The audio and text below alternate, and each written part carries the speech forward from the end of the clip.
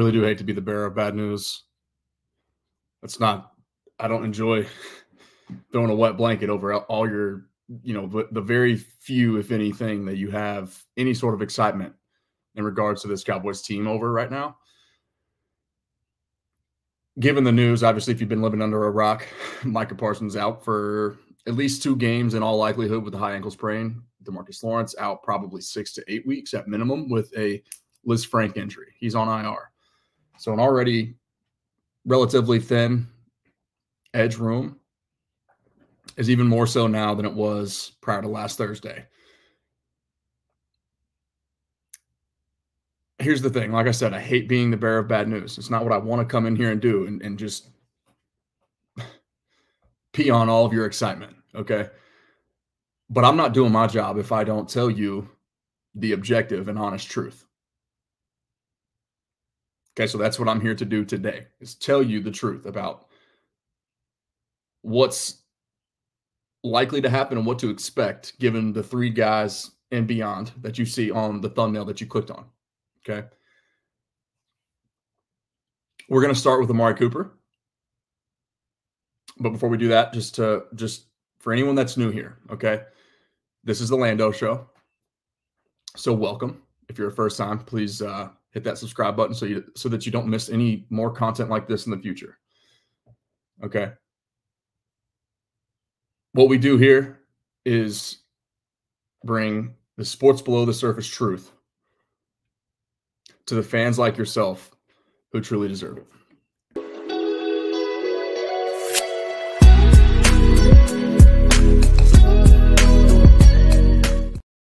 Now, as for Amari Cooper, okay, could the Cowboys in theory afford to make this trade happen?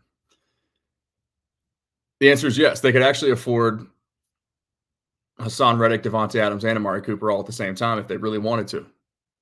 Okay, don't let anybody tell you that the salary cap is any sort of hard financial restriction on team building philosophy. It's not. Okay, Google the Lando Show in the YouTube search bar and then type in salary cap or liar or whatever, or just scroll through my page and you'll see the video. I've already done the work on all of these topics. Okay. In theory, the Cowboys could make this happen. Here's a look right now. Let's just go ahead and show you their salary cap table. Thanks to Spotrac.com. Okay. This is their 2024 cap estimation right now. The cap space currently in 2024, the Cowboys have $25 million, 7th most cap space in the entire league right now. All right. And so what fans have to begin to accept, and it's one of the things that I was sort of at not the forefront. I don't want to say the forefront because I definitely wasn't the first, but I was on the precipice of leading the charge for the disdain towards the front office for being unwilling to actually go all in, which is what we were all kind of calling on and hoping for. Okay, the truth right now that we all have to understand is that this team, it is all on the shoulders of their quarterback to sort of carry them to a level that they haven't been able to eclipse. And it's just not going to happen given the state of their roster, the state of them not being able to run the football or stop the run. Okay. Mike McCarthy will not be the head coach of the Dallas Cowboys in 2025. And because of that, with all the different moving parts that they know that they're facing right now, the Dallas Cowboys will not be throwing any sort of future financial or draft capital to acquire any player of significant stature, especially if that player carries a heavy price tag like Devontae Adams does,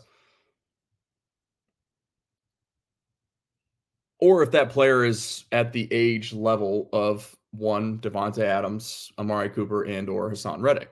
Okay, unless there is a huge unless that we're going to get to towards the end of this video. Okay, but let's start with Amari Cooper, right? 2022, he was a salary cap trade dump to the Cleveland Browns. for essentially a 5th-round pick. Okay? Why is that? Well, in layman's terms, what Cowboys fans have to accept yet again is that Amari Cooper wasn't always the most, let's just say, team-friendly effort guy. And this is not my opinion. This is in the eyes of the coaching staff and the front office. Okay?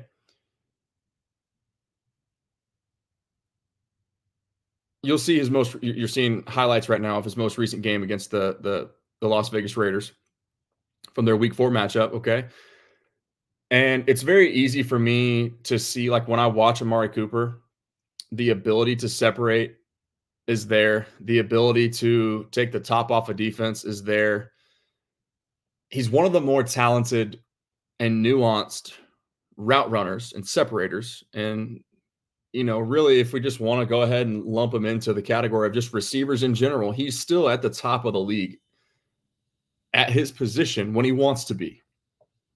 Right, but the truth about Amari Cooper is that he was let go, yes, for reasons sort of behind the scenes that kind of got ugly in terms of just their like some personal things of the vaccination status in 2020. Yes, that was a thing. His lack of always being available in practice. Yes, that was a thing. His rather long, I guess, laundry list of injuries. Soft tissue, smaller, more minor injuries, right, that just seem to always linger with him, were a frustrating issue for the coaching staff, for the quarterback, and for ultimately the front office to deal with. Okay. But ultimately, the effort on the field at times in games when it was either trailing when the team was losing and having a tough go, particularly on the road, and then also the effort in the running game as a blocker. Okay. Let's just say he exemplified the diva category that receivers in modern football, are oftentimes getting tagged with. Okay. So now this is if you just really evaluate every single play that Amari Cooper was involved in this game, it's ugly, y'all. I'm not going to try and put lipstick on a pig here. And I'm just gonna like I said, tell you the truth. This was an ugly performance. It was a disinterested looking performance. It was just a performance that really makes you understand, okay, why would the Browns be converting almost all of his salary cap, or almost all of Amari Cooper's 2024 salary, taking all of that on to the point to where a player of his caliber, who still is at the top of the league when he wants to be, when he's checked in, is almost free to acquire. Okay, they're essentially saying, look, this dude is going to account for less than $1 million on your books this year.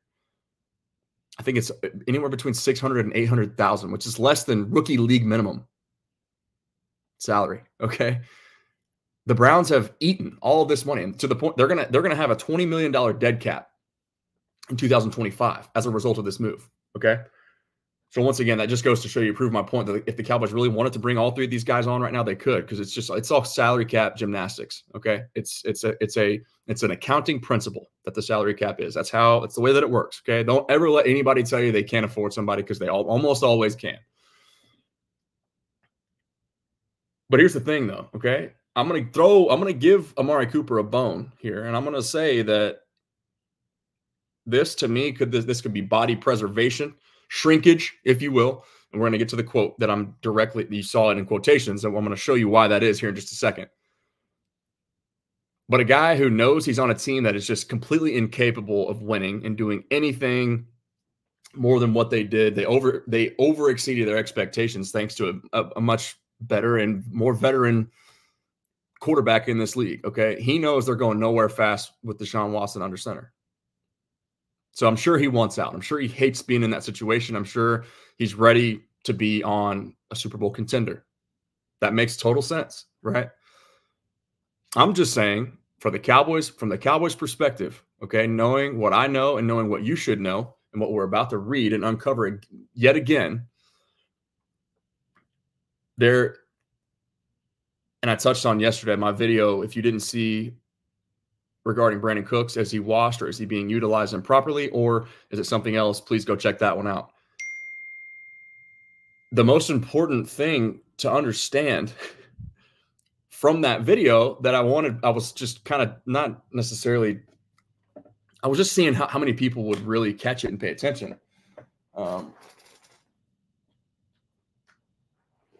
It was in the description. I wanted people to understand. It was kind of teasing today's project about Amari Cooper, and that is that it's just not going to happen, y'all. Okay, there was just things ended.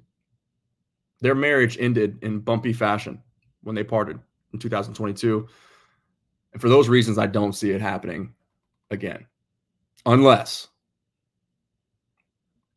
Okay, I'm going to continue throwing that in there because it was in my tweet yesterday. There was a caveat to my statement as I teased the thumbnail for what you're watching right now. There is an unless, and we're going to get to that at the end. So stick around. Now let's talk about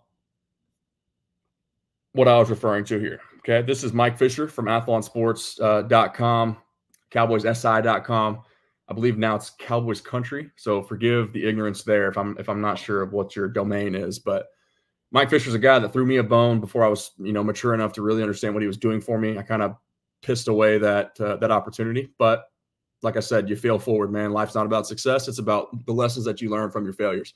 Anyway, step one, according to ESPN's Dan Graziano, the Cowboys are among the teams who would love to be in the mix for a wide receiver trade ahead of the league's November 5th deadline. Graziano even goes so far as to say that stuff the Cowboys' name into paragraphs that include the likes of Davante Adams. Where did he come up with this? Mike says. We have no idea. But as we've said in reflection on his report, Adams has a cap hit of $25 million that would eat up every penny of Dallas's available cap room. And I just realized we're reading the part about Davante Adams, which I guess I just spoiled that one. But that's okay. We'll get back to that in a second. Okay. Here's the term and why it was included, because this is really what you need to understand. Okay. And what you also got to understand is that Mike Fisher, nobody has been in and around the Cowboys building with or around the Joneses themselves, or just plugged into everything relative to any of the happenings, team building, salary cap management, trade rumors, or otherwise, than Mike Fisher. 35 years covering the team. And as he says many times, and that, as I firmly believe to be true, nobody's had more conversations with Jerry Jones over the last 35 years that's outside of that family, in that building or otherwise, than Mike Fisher. Okay. If you know the backstory, you know why the idea of the Cowboys reuniting with their former shrinkage wideout is likely a non-starter. Sidebar, there is a report that the Browns are redoing Amari's deal in a way that would make this new team get him at virtually no salary cost. And that actually, since apparently writing this article here, that has happened, like we touched on earlier. Okay. They've converted all of his salary into a signing bonus and essentially deferred $20 million of the cap handlings into the 2025 calendar year. So they're going to eat $20 million just to get rid of him. That should sort of tell you something. Okay. And that's what Mike's hinting at here. Right. It's just more of it's the Browns are cutting their losses and saying, look, not a culture fit for what we want to do. We understand maybe we've made a mistake with Deshaun Watson. We need to just move on. It's just time to cut ties, cut bait. Okay, let's get something for him while we still can. While a desperate team is looking to add to their wide receiver room, we'll take if you can beat the 5th round draft capital that we acquired him for, we'd love that. Okay, Chiefs, you want to throw us the 3rd round pick? Let's party. I'm sure they're hoping the Cowboys will maybe bite again. But once again, as you're seeing here, and as the premise of this video here, this project that you're seeing,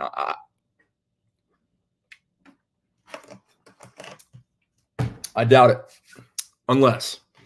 Now for Davante Adams, okay? Very simple.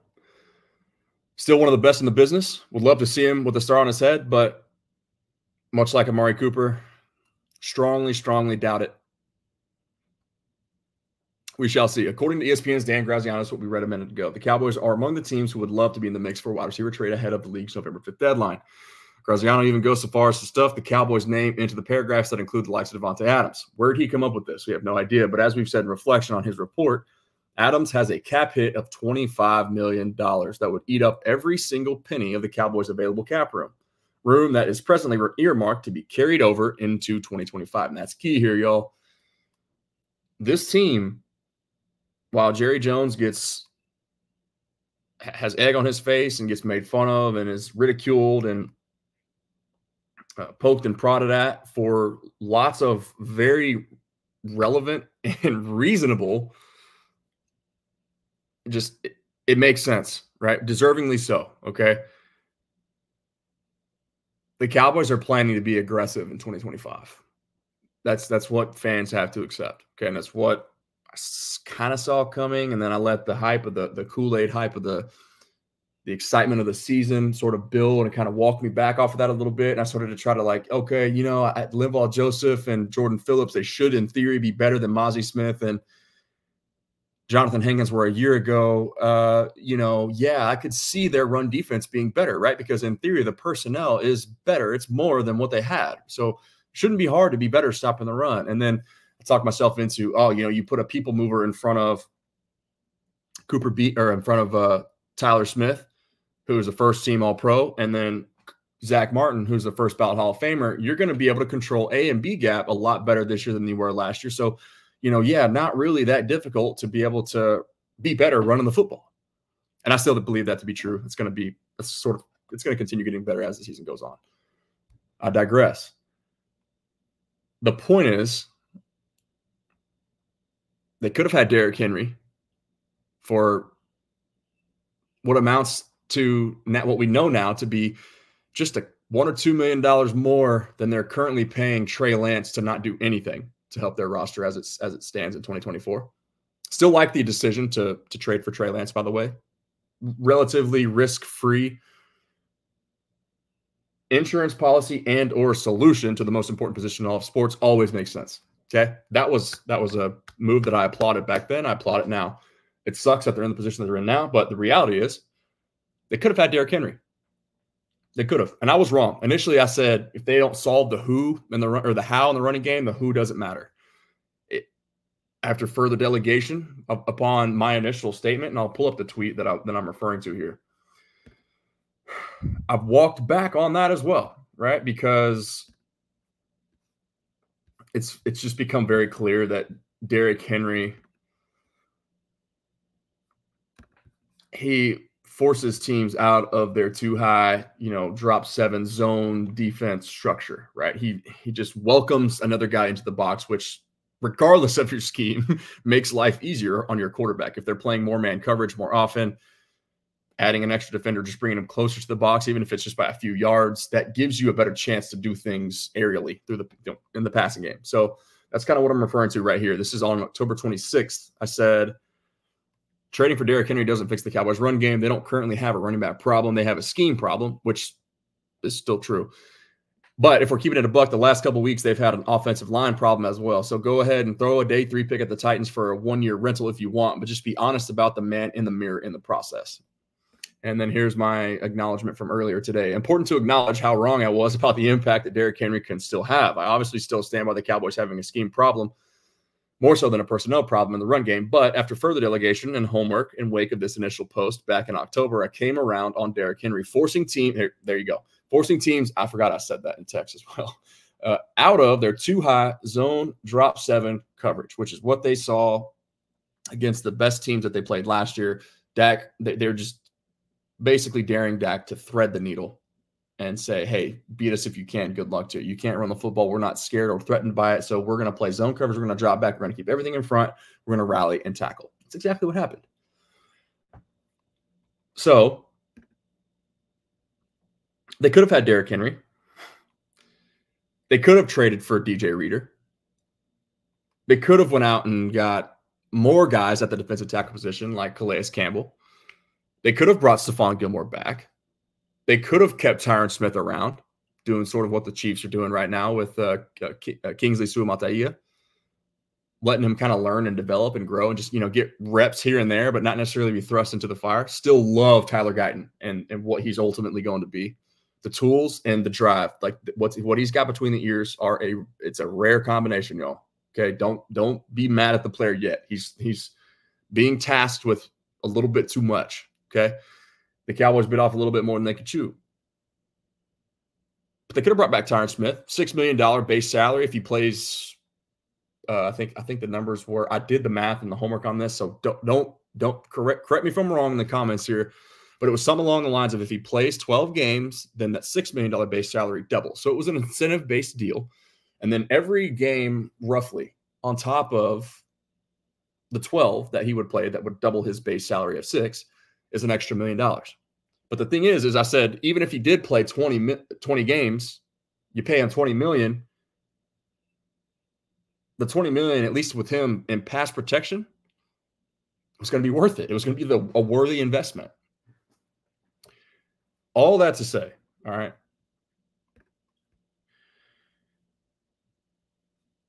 the plan is not to add and just have all this potential dead money on aging players for next year because they are starting fresh. Dak Prescott is in the long-term future of this team. CeeDee Lamb is the long-term future of this team. They're getting bukus, right? Big money. That's going to be cheap 3-4 years down the line.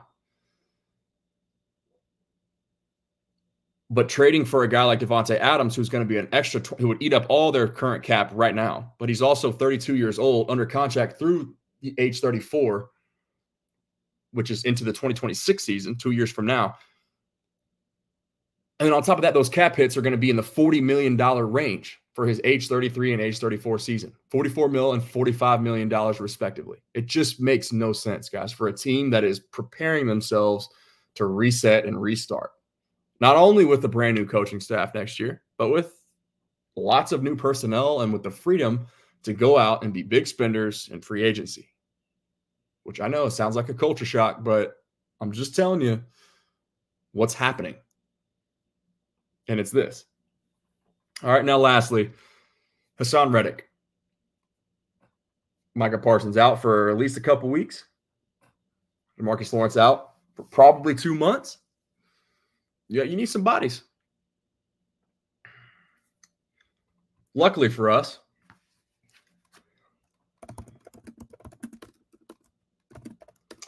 the Cowboys brought one in today.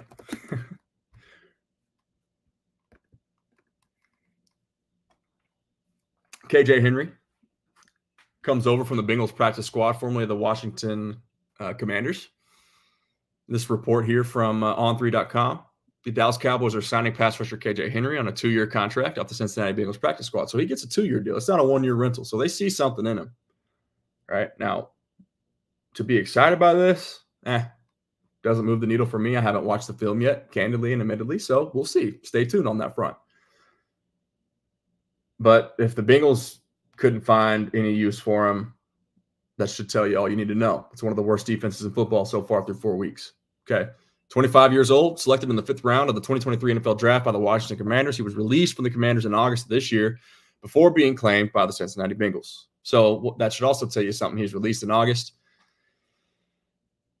Prior to the final 53-man cuts, Dan Quinn is the new head coach in Washington, who is 3-1 right now currently, but he brought over the likes of Dante Fowler, Dorrance Armstrong. Those two guys, and at least in the eyes of Dan Quinn, clearly better than KJ Henry. So once again, temper expectations. All right. But in the case for Hassan Reddick, interesting stuff. Okay. He's got 2 more weeks. If he gets to week 6 without showing up and essentially agreeing to play under the $14 million that he's guaranteed for this, or that not guaranteed, but that his base salary for this season, that money, all the money that he's already lost and what he could potentially earn moving forward gets tolled. Quote, TOLLED, tolled. This is kind of a new term for me, Ed. I'm not very familiar with. And the reason for that is because most people they're not dumb enough to do what Hassan Reddick and his agent are doing right now. They're fighting. They have no leverage. And they're seemingly now holding out just out of spite for the league and for the Jets. But that's a weird thing to do when we're talking about 8 figures worth of money being at stake here. Now, if it gets to week 6, per my understanding,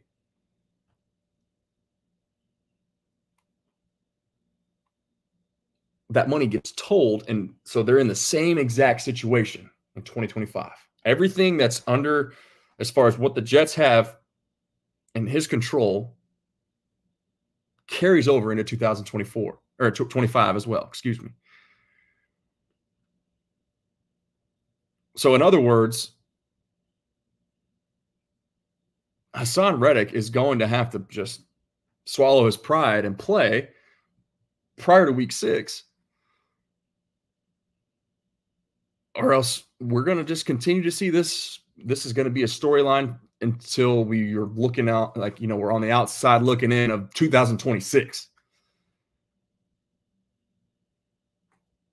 So, but the thing about the whole Cowboys acquiring him thing is, okay, $14 million.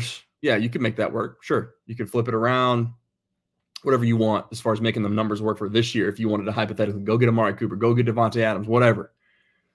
The money could work.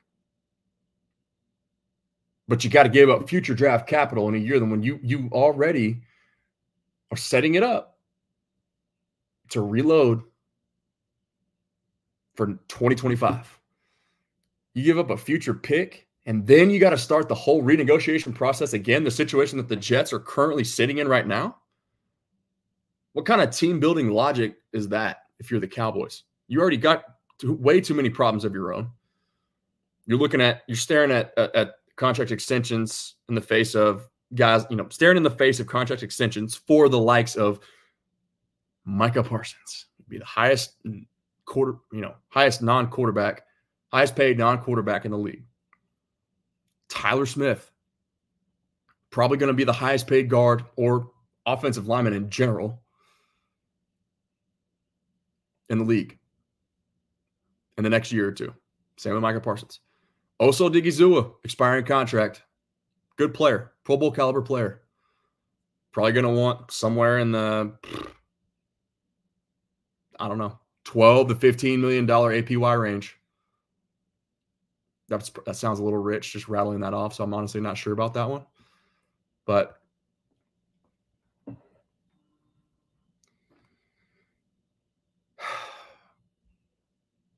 there's a lot to sift through right now if you're a front office and dealing with the disgruntled nature of, albeit a highly talented player, and just adding that to your plate. To me right now, man, it just seems like that just does not make it. That makes less sense than any of the aforementioned two do, if you ask me. Cowboys are going to have 4 comp picks next year, probably somewhere in the range of 10 total draft picks on top of roughly $50 million to play with. And that's before restructuring other guys. Like, they just created $4.1 extra million by restructuring Terrence Steele. That money's probably going to carry over. But here, let me put a bow on this, okay? Try to keep it under 33 minutes. 4 minutes to go here, okay? What makes this the unless part? None of this stuff makes sense right now. Unless, let's pull up the schedule here and see what the Cowboys are looking at coming up on the November 5th trade deadline, okay? Let's do a little fun exercise while we're here, shall we? Actually, got my little handy-dandy schedule right here.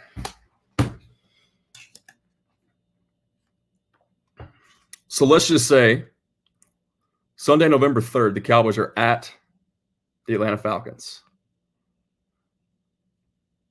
So that means we have 1, 2, and a bye, 3, 4 more games prior to the November 5th trade deadline. Currently sitting at 2-2 with a slate of at Pittsburgh, who is 3-1, at Detroit, also 3-1, then a bye week, then at San Francisco, who I think are they 2-2 or are they 3-1 right now? They've been dealing with injuries. Hold up. It doesn't even matter. That's our daddy. That's big dog in the NFC. So it doesn't even matter what their record is because this team has proven that they can't beat that team. So I don't know why that would change this year without two of your marquee players on the defensive side of the ball. And when you still have showing no semblance of being able to figure out how to run the football. Quarterback can't beat that team on his own. They're too good. This is the ultimate team sport here. All right, so let's just say at Pittsburgh, home against Detroit, bye week. At San Francisco, at Atlanta. If the Cowboys win 3 of those 4 games miraculously, which as of right now, at this present moment, I'd be shocked if they won one of those. Not shocked, but it would catch me by surprise if they won one of those games. I think 3 of those will probably be relatively close. The Steelers, just because they're not going to threaten you. They're not a threat to score a ton of points. The Falcons, just because their weaponry, like their offensive coordinators still can't figure out how to line up Kyle Pitts, how to not have him ISO'd on all the the best outside perimeter corner players, cover guys in the league. They deploy him as a receiver when his superpower is lining him up like he's a tight end, getting him matched up on edges and outside linebackers and inside linebackers and safeties, and letting him win those matchups as part of the line of scrimmage. Arthur Smith, or not Arthur Smith. It's Arthur Smith is in Pittsburgh now, but you guys know what I'm talking about. The Falcons can't figure out still. Arthur Smith was the first one that couldn't figure it out. The new guy can't figure out how to do it either. I watched every snap of Kyle Pitts week 3 and week 4 of Kyle Pitts. I was thinking about trading for him in fantasy, so I did my homework. Not happening. The Falcons struggle with their personnel deployment in the passing game as much as the Cowboys do in the running game. So that should tell you all you need to know. That should be a dogfight, okay? The Lions I could see, but that's a team that feels like they should have beat you last year. They probably should have. They got hot after they played you and made it to the NFC Championship game, and then they just hung, 43 points last night on a really, really very talented defense in the Seahawks, who is being masterminded and spearheaded by the guy who took the league by storm as a defensive coordinator last year for the Ravens. So I expect a giant can of whoop ass to be opened up by Dan Campbell and company on October 13th. Once again, I'd love to be pleasantly surprised, but, let's just say in order for the unless part of all this entire situation here, okay, is if you can figure out how to win 3 of those 4 games and you're sitting at 5-3, as opposed to what I expect them to be somewhere in the 3-5 range, 3-5 range, then it might behoove your front office to say, you're exceeding expectations here. Maybe we'll throw you a bone and give you a little bit of extra help. Jeffrey Simmons, you want to come on over? Hey, Amari, I know things didn't really end exactly on good terms. Well, you're a really good player, man. Can you come give us everything you got? You want to make a little Super Bowl run at this thing? Come on over. Hey, Sean Payton, Javonte Williams have any interest in coming to play for the Cowboys?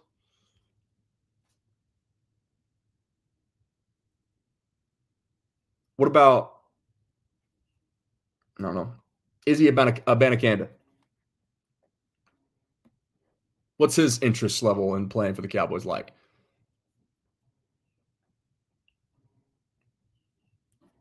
Anyway, that's my 2 cents. Remember, prayer changes things, and the war's already won. And go to getyourwaggle.com, by the way. Everything you see me wearing the last 6-7 months is all Waggle. Partner up with them. Great people, even better product. The fastest growing golf apparel company in the game right now. But just like I tell you guys all the time, you don't have to love golf to love their stuff, because they essentially they've merged the wildlife and otherwise worlds to the golf world, and everything matches and it all flows. It's amazing. But prayer changes things and the war's already won. Love you guys. I'll talk to you soon.